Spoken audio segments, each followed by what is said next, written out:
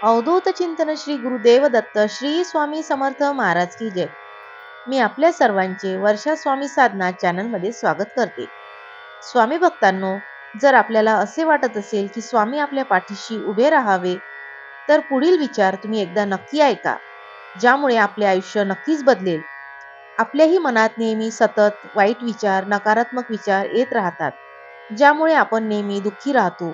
तर स्वामी समर्थांचे हे आपल्याला विचार आपले आयुष्य, आपले जीवन बदलून जाईल, असे हे स्वामी विचार आहेत। तर तुम्ही हे सर्व स्वामी भक्तांनो नक्की ऐका, ज्यामुळे आपल्याला जीवन जगताना खूप सोपी होईल।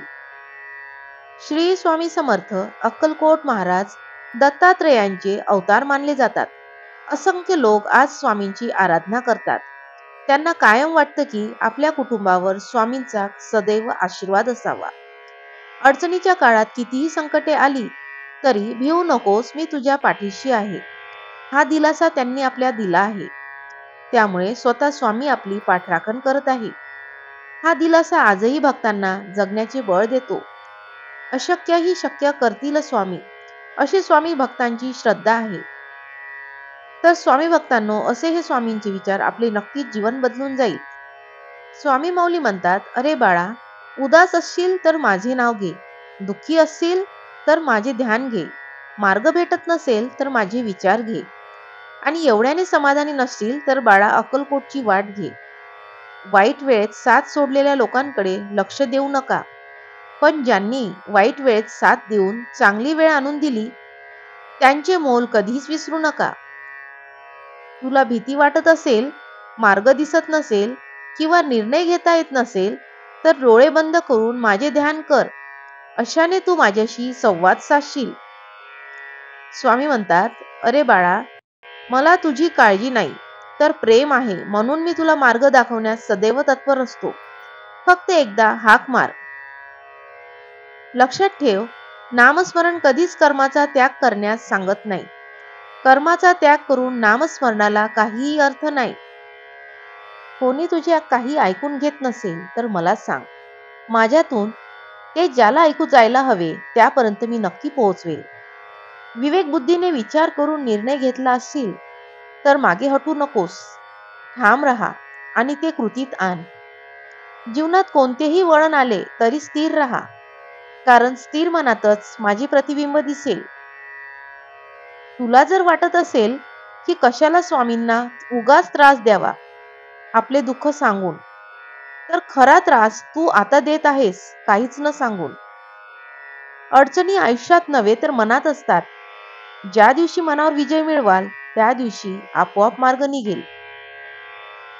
काळजी करणारी माणसं मिळायला भाग्य लागतं, पण अशी माणसं आपल्याला मिळाली आहेत हे समजायला भाग्य जास्त लागतं। जीवनात कधी दुःख आले तर आपले दुःख आणि वेदना जगाला सांगत फिरण्यापेक्षा आपल्या घरातील जवळच्या व्यक्तीला, अर्थात घरच्या व्यक्तींना सांगा। स्वामी म्हणतात, मीपणा दूर ठेवा आणि विश्वास आपल्या पदरी जपला तर कधीच अपयश येणार नाही। दोघांनी एकमेकांवर विश्वास ठेवला, अहंकार जपला नाही तर संसार सुखाचा होईल, हे नक्की। स्वामी म्हणतात, दुसऱ्याचं ऐका, पण आचारात आणण्यापूर्वी त्याला आपल्या बुद्धीच्या कसोटीवर तोला। विवेकाने त्या सल्ल्याची पारख करा, त्याआधी आचरणात आणू नका। अरे शिष्याने गुरुशी एकनिष्ठ असावं, कितीही संकट आली तरी गुरुची कास सोडू नये। संकटे पूर्वकर्मामुळे येत असतात, गुरुकृपेमुळे संकटाला सामोरे जायची शक्ती मिळते व त्या संकटातून लवकर सुटका होते।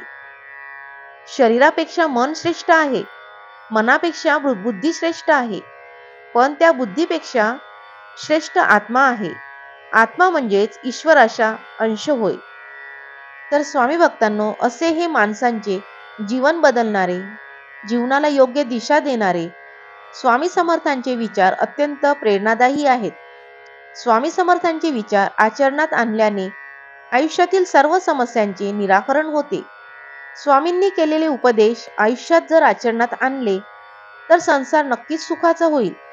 संसाराचा पाया हा विश्वासावर असतो, त्यामुळे आपण असे विचार हे नक्की आचरणात आणावे। स्वामी भक्तांनो, आपल्याला हा व्हिडिओ कसा वाटला कमेंट करून नक्की सांगा। व्हिडिओ आवडल्यास शेअर करा, चॅनलला सबस्क्राईब करा. श्री स्वामी समर्थ.